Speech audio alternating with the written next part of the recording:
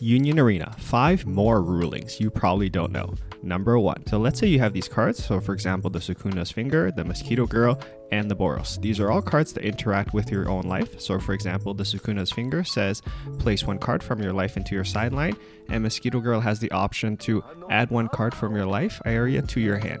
And same thing for the Boros. So what happens when you use these effects, and what are the interactions with your own life? So what happens specifically when you use these cards? For example, you play the Boros and you add 1 card from your life area to your hand. Do you perform a trigger check? Basically, do you use the trigger effect of the card you just added? So the answer would be no. You just add the card to your hand without revealing it, and you do not perform a trigger check. This would be the same thing for Sukuna's Finger. You would just place the card into your sideline. You do not activate the trigger effect. Number 2. So what happens if you have a sniped Kurapika and you're facing down, for example, this 4-cost Satoru Gojo that says specifically when your opponent chooses this character by a character effect or event card effect, they must pay an additional AP to choose this character. So the question is, do you have to pay an additional cost to use the snipe ability of Kurapika to allow you to defeat the Gojo card? This is also a similar case for the 4-cost Silver Fang that says your opponent cannot choose this character with abilities on characters or event cards unless they place 1 card from their hand into their sideline as an additional cost. So the official ruling for snipe says that you may target a character on your opponent's front line and attack it with this character. If you do, your opponent cannot block.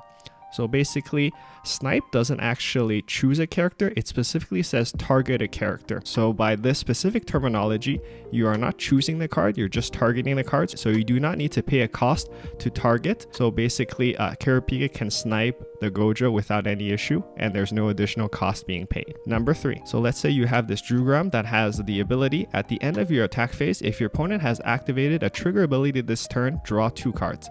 Then place 1 card from your hand into your sideline. So you are the player with Drugram and you attack, your opponent doesn't block, and you take 1 life. Unfortunately, they hit a trigger. It can be any trigger for this example, but let's say it's a life trigger. But your opponent is a pretty smart opponent because he knows what Drugram does and he chooses to not use the trigger effect. So don't forget that if you are the player that performs the trigger check, the player checking for triggers may or may not activate its ability if they wish.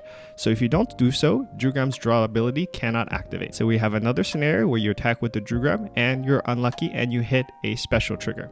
So specifically for Drugram, he checks for his ability at the end of your attack phase. So because triggers happen before the end of the attack phase, if Drugram is sidelined before, he can't activate his effect. Number 4.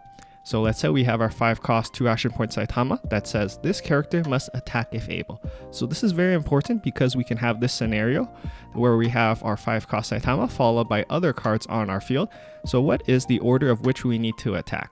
So specifically because Saitama has this phrasing, the ruling says that he must be the first character to attack if there are no other characters that have this key phrasing of must attack if able. So in this specific scenario, the 5-cost Saitama must attack first. Number 5.